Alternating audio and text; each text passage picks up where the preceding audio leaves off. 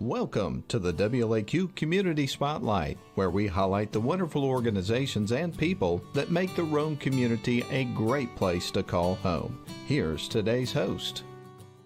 Well, good afternoon, everybody. I'm Elizabeth Davis. In representation for WLAQ, you can check us out on the WLAQ Rome Facebook page and the WLAQ Radio YouTube channel. Make sure to like and subscribe.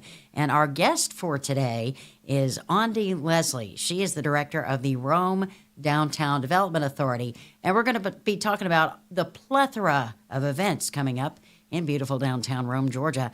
Aundi, welcome. Thanks for joining us. Thank you for having me. Yeah, we have lots of exciting things coming up in downtown. So excited to share those with you guys today. Now, I want to talk about several different things, actually. Mostly we'll focus on special events because there are so many coming up. Mm-hmm. But there's been a lot of developments in downtown Rome that I certainly want to cover. And if we have time, I'd like to know how you ended up in Rome, Georgia. Okay. So we'll start by talking about special events. Sure. First of all, you got the downtown loft tours coming up. Yes. Before Ro-Flo Fest and Yep. the concerts and all that. Yeah, the loft tours are this Saturday, so we still have tickets remaining for anybody who would like to join, but it's one of my favorite events that we do because you get to go into hidden spaces that you wouldn't otherwise be able to see. We have a couple of rooftops that we're going to check out this Saturday, so it's always a fun time. It's a little bit of a walking tour down Broad Street. So wear some comfy tennis shoes, and hopefully the weather will cooperate with us, and we'll get to see some really cool spaces this year. Yeah, there are some really neat living spaces in downtown Rome. And tell me, how can people get tickets? Our tickets are online through FreshTix, so you can look on our website or our Facebook page. We have everything linked there. I think more people check our Facebook page these days than anything else, but we've got all the info linked, so you should find it no problem. If you do have any issues, you can always give us a call. Awesome. So the loft tour coming up this Saturday. 2 weeks later, the return of Ro-Flo Fest. Yes. Such a fun event. This originally started as the Arts Fest, and it's just kind of grown and taken on a life of its own. So we rebranded it last year to Ro-Flo Fest, which stands for Rome and Floyd County. And it's just the idea is to celebrate all of our local talent here, whether that's through arts, craft vendors, musicians, whatever that may be. We wanted to give them a place to showcase their talent. So we've got over 100 vendors, which is huge this year. We've grown. I think we had 40 last year. Wow, that's a significant increase. Significant jump this year. And we'll feature local bands all day. So 10 a.m. to 4 p.m. Y'all come on out. It's such a fun event. And so we're excited to watch it grow. Yeah, absolutely. And I know you've always had kind of a bluegrass thing, not unlike what you do with Fiddlin Fest, which we'll get to that event. Yeah. But yeah, live music in downtown, nothing like it. And we've got lots of different genres this year. I should have brought my list, but we're starting with local talent Fisher Lord, if you're familiar with him, and Will Terry, who just released a song not too terribly long ago. A local band called Sarah Nova, if you've ever heard of them. They do lots of covers. They cover several different genres. I'm trying to remember. I know I'm forgetting others, but we'll have them linked on the Facebook page. So if you're interested, check out Downtown Rome GA. Awesome. And of course, once Ro-Flo Fest is done, then you move into the First Friday concert series. You guys announced your lineup for this year last week. We did. We have such a good lineup this year. We're super excited about it. In June, we're featuring, we try to get a really good mix of not just genres, but entertainment acts in general. And then all of our opening acts are local musicians. So we're really excited to feature them. So Donnie Hammonds will be opening in June. He plays a lot at the Moonroof. If you're familiar with him, he is amazing. Always draws a really good crowd. And then Scott Thompson and Brother Mojo. Scott Thompson is a local fave, so they're kicking us off in June. In July, we have Georgia Thunderbolts, which we're really excited. We had tons of people ask for them. So we think they're going to draw a really good crowd for our July, and it's July 5th. So if most people are, off work on the 4th, hang out with family on the 5th. So it will be something exciting to do in downtown. They're going to be opened by Carl and the Floor Walkers. Have you heard them? No, but that's a cool name for a band. I know. They're so good. And then August is the Live Exchange Party Band, which we've had them a couple years ago, and they were so fantastic. People asked us to bring them back. They will be opened by local band Gray Sunday. And then in September, we're really excited because we have the Purple Madness Prince Tribute Band. Nice. Yeah, that's going to be such a good show. We've heard nothing but wonderful things about them. And then Kevin Allen and his band will be opening for them in September. Man. Kevin Allen seems like a perfect opening act for a Prince tribute act. Oh, yeah, absolutely. And Kevin's everywhere, and he is so talented. And he'll have a few members of his band with him, so we can't wait. Yeah, that's going to be a lot of fun. And, of course, the First Friday concert series, that draws a lot of folks to downtown Rome. Yeah, every month we have between 4,000 and 5,000 people that are just congregated there on the town green. But the full day, we tend to have on average between 18 and 20,000 people that are downtown shopping and eating and enjoying all the amenities. Yeah, and I know the businesses really appreciate that. Oh, yeah, definitely. And I want to talk more about the Business Improvement District because they're the group that makes this event possible. But first, let's get to the last major event that you guys have every year in October. Well, I mean, I know you have stuff for the holidays. Yeah. But as far as live concerts and whatnot, Fiddlin Fest coming up in October. Yes, it's the second Saturday every October. It's our largest event by far. We close down the majority of Broad Street, and it really is that quintessential street festival. We've got food vendors, food trucks, kids' activities, pony rides, tons of craft vendors, and then we have 2 stages with live music all day. So last year we had, it was just over 25,000 people throughout the day. So it's incredible. And not only is it a lot of fun, that creates economic impact through the visitors and the people that are downtown spending and supporting the businesses. So it's a win-win. Yeah, awesome. And I say Fiddlin Fest, the last major event of the year, but you guys have stuff going into the holidays too. We do, yeah, on a much smaller scale, definitely. But we do a shop small season every year in partnership with the chamber, and so we do a lot of our programming around that. We do like trolley rides with Santa Claus and things of that nature. So still things going on all year, just not necessarily to the Fiddlin Fest scale. Yeah. You limit those kind of outdoor activities to the warmer months. Yeah, exactly. Which a lot of us can really, really appreciate that. Now, let's talk about the Business Improvement District because that is the organization which makes all these events free to the public. Exactly. Yeah. All of our programming is funded through the Business Improvement District. So if people don't know, businesses that are located downtown and properties that are within our district pay an extra fee to be downtown. So we pull those funds together every year, and it's usually about $100,000, $110,000 this year. Property taxes have gone up. I don't know if you knew that.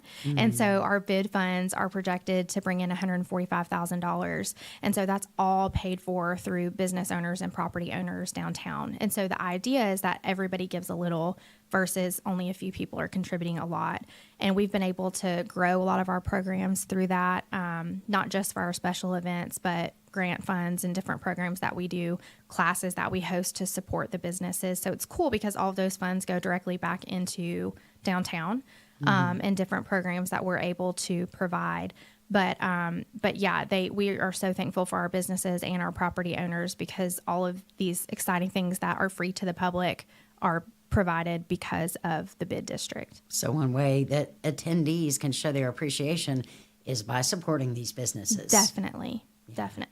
So let's switch gears a little bit and go from talking about events to talking about developments in downtown Rome. You guys had a major groundbreaking last Thursday for the Nova River District. Yeah, it really is going to be transformative for downtown. So the River District officially became a downtown in the Business Improvement District that we were just talking about almost 10 years ago. I think it was about 8 years ago that we brought that area into the fold, and that area was identified many moons ago by city leaders as an opportunity for expansion and kind of to create an exciting complementary area to Broad Street. And so that was dubbed the River District. We've got some incredible businesses down there already and business owners that have, dealt with a lot of challenges and a lot of risk opening in an up and coming area, but they've done a fabulous job. they've already created, a destination, but now we have these developers that are coming in and launching a $61 million development project. It's mixed use, which is music to our ears. And so that means that there will be opportunity for businesses. There's 18,000 square feet of commercial opportunity, and then 250 residential units that they will be providing. So housing, of course, is a need across all of Rome and Floyd County. And so we are so excited that there will be that opportunity for more residents downtown, because those are built-in customers for our businesses. So we currently have 229 residential units, which is awesome. And we brag about that a lot. And so we're really excited that this development is going to more than double our residential capacity. So it's exciting times ahead for downtown. And what a fun place to live in downtown Rome. Yeah. I mean, you're within walking distance of so many amenities. So, and the River District, what area does that encompass? Like, what are the boundaries? It's a great question. So, in what we consider the River District in terms of the Business Improvement District goes down North Fifth Avenue to the light at Avenue A, where the former Sunflower Bakery location, and then all the way down West 3rd Street to 2nd Avenue. So down where Aventine and Blossom Hill are, and past the courtyard to 2nd Avenue. So that's what we refer to as the River District. Awesome. So people need to spend more time down there. And of course, and as far as the Nova development, when do you anticipate that will officially be ready and open to the public? The developers are projecting fall of next year, fall of 2025, that will be complete and ready for residents to move in, and hopefully businesses to move in as well. Awesome. Let's talk about some of the benefits that derive from being involved with the Rome Downtown Development Authority. Yeah. So we are very much guided by our volunteers, who are mostly our business owners or residents. Everything that we do is through the committee structure, much like the city and county as a whole. So we have committees for business development, for design, for parking, which is everybody's favorite.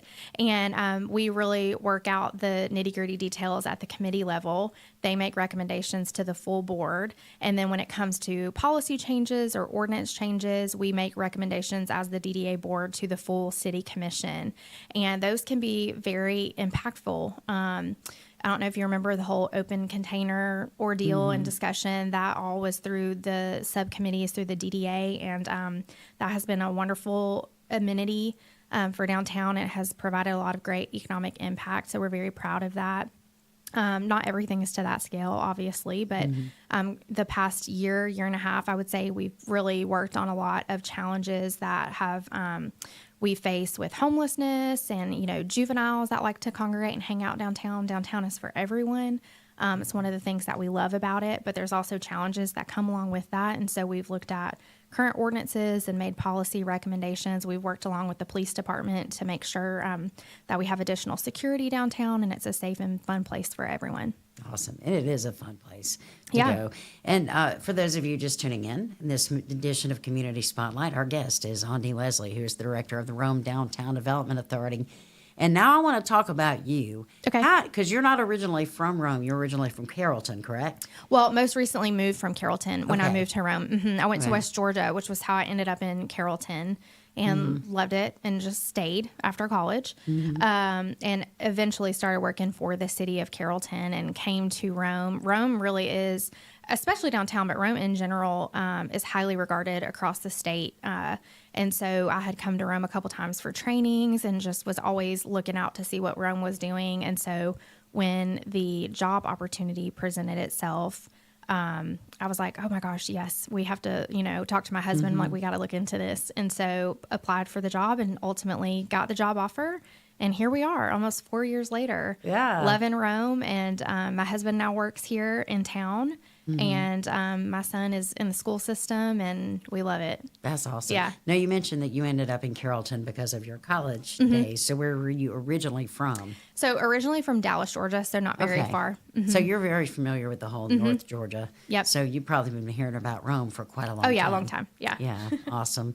Aundi, we got a minute or two left. Any parting thoughts you'd like to share with our listeners? I always plug our social media. Our new marketing coordinator, Sammy Spangler, I keep getting lots of compliments. She's doing a fabulous job. One of the things that she really wanted to take on was, you were talking about benefits of being downtown, is highlighting our businesses more through social media. So you'll see a lot of behind the scenes shoots and different things of that nature that she's put together. She's done an incredible job. And so we try to make sure that we are pouring back into the businesses and supporting them, because without them, we wouldn't have much of a downtown, right? So follow us along at Downtown Rome GA. Awesome. Been a pleasure to chat with you over the last few minutes. Thank you. Really appreciate it. And I guess that wraps it up. The latest edition of WLAQ Community Spotlight. Again, our guest this segment is Aundi Lesley, the director of the Rome Downtown Development Authority. And y'all, there's going to be a lot of fun stuff going on in downtown Rome in the coming weeks. Make sure you are there. That wraps it up. This latest edition of WLAQ Community Spotlight. Have a great day, everybody. This has been the WLAQ Community Spotlight. We thank you for tuning in. Make sure to subscribe to the WLAQ Radio YouTube channel and follow WLAQ Rome on Facebook.